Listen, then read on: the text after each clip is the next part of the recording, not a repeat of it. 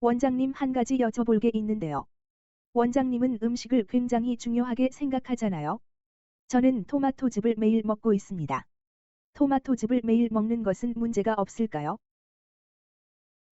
토마토는 성질이 매우 따뜻해서 소음인 체질에 맞는 음식입니다. 하지만 따뜻한 성질이 너무 강해서 몸에 병을 일으키는 경우들이 종종 있습니다. 매일 먹는 것은 바람직하지 않습니다. 토마토를 매일 먹는 것이 좋지 않을 수도 있다는 말이네요. 토마토가 너무 따뜻해서 문제가 된다는 말을 이해할 수가 없습니다. 자세히 설명해 주세요. 토마토에는 라이코펜이라는 강력한 항산화 물질이 있어서 몸에 굉장히 유익한 음식으로 평가를 합니다. 하지만 현대인들은 스트레스와 더불어 살고 있습니다. 스트레스는 심장에 화를 만듭니다. 스트레스가 많은 경우에 토마토는 이런 심장의 화를 자극해서 몸에 열독을 만들어냅니다. 토마토에 의한 열독은 여러 가지 다양한 형태의 불편한 증상들로 나타납니다. 그래서 스트레스가 많은 현대인들이 토마토를 많이 먹는 것은 좋지 않습니다. 토마토가 라이코펜이라는 항산화 물질이 있어서 좋은 줄 알았습니다. 스트레스를 많이 받는 현대인에게는 열독을 만들어서 오히려 몸이 안 좋아질 수도 있군요. 토마토로 인한 열독 증상은 어떤 게 있는지 알려주세요.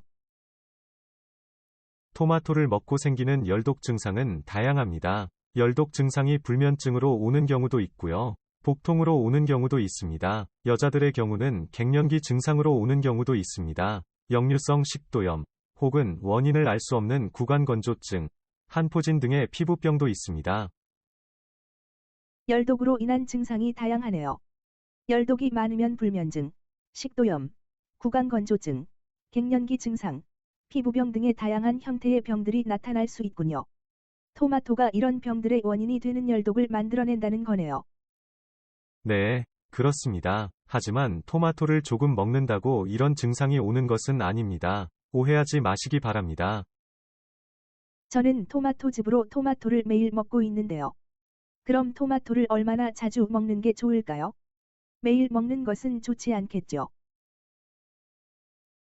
현대인들은 일주일에 큰 토마토 1개나 2개 정도 먹는 것을 추천합니다. 물론 사람마다 다를 수 있습니다. 스트레스가 없고 몸이 냉한 사람은 좀 더 먹어도 괜찮습니다. 하지만 매일 먹는 것은 바람직하지 않다고 봅니다.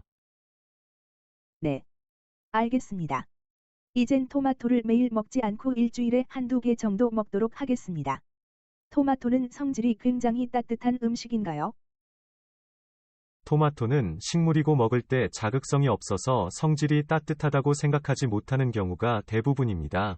하지만 의외로 굉장히 따뜻한 성질을 가지고 있습니다.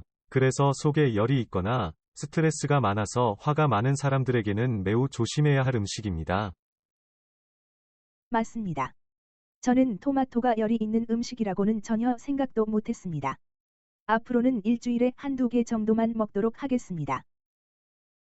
불면증, 식도염, 갱년기 증상, 한포진 같은 여름에 심해지는 피부병 등은 토마토, 계란, 부추, 청양고추 같은 열독을 만드는 음식은 삼가해야 합니다.